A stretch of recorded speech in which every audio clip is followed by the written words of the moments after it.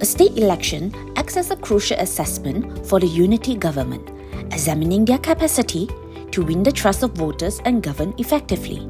However, it raises important questions.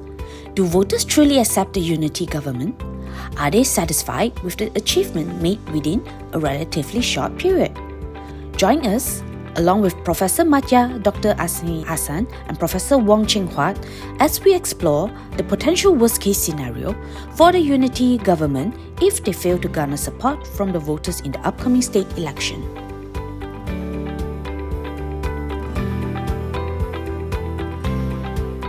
I think for this upcoming state election, it's all about the Malay votes. And Perikatan Nasional has said that if they can garner some 30% of the Malay votes, Selangor, Negeri Sembilan and Penang is theirs. It is quite true.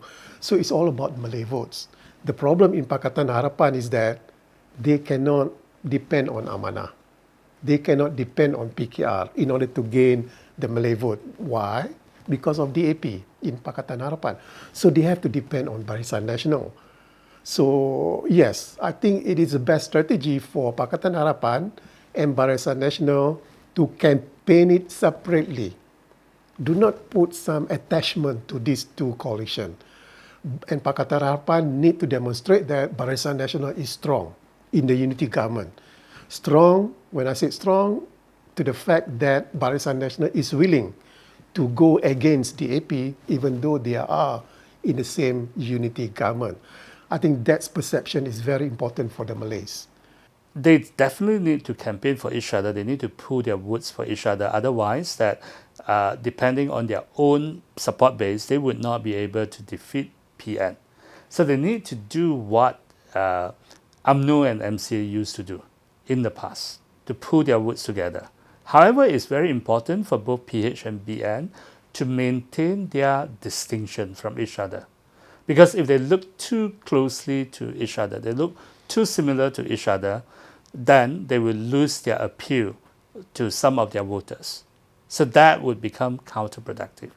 What they need is that for them to talk about their own strength and at the same time and saying that, well, we have a partner, we need to stay with this partner in government. So they cannot go that far to put down on the other partner, whether they're calling that to be like too liberal, too corrupt. On the other hand, they also cannot afford to be exactly the same, because that would reduce their appeal to their voters. So let's say all the three states lost. Pakatan Harapan, Selangor, Negeri Sembilan and Penang, they lost, meaning that Perikatan Nasional won the state. And the implication is the stability of the federal government will be in question. Because I'm sure if the voters, or if the three states of the voters made the decision that they want to give it to Perikatan Nasional, meaning that the federal government is not to their liking. So that's the instability of the federal government.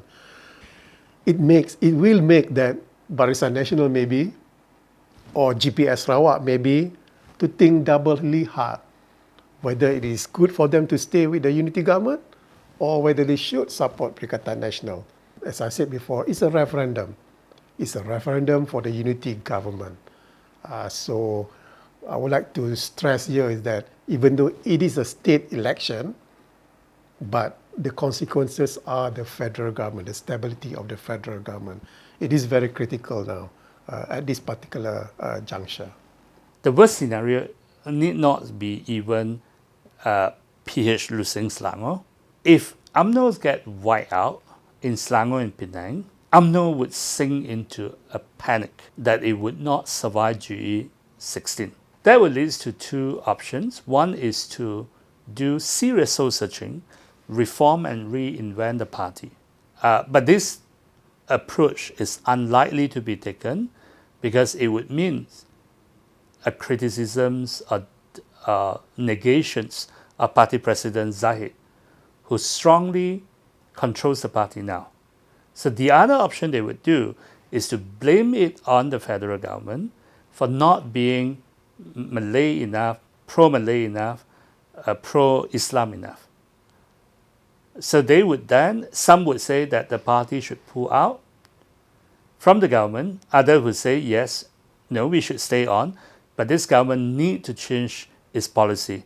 That would make these state elections look like the Tanjung PI by-election before Sheraton move. And of course, the other parties in the government, and not just the AP, but PKR and the Borneo Party, will resist that. Now, that would make the government look very weak.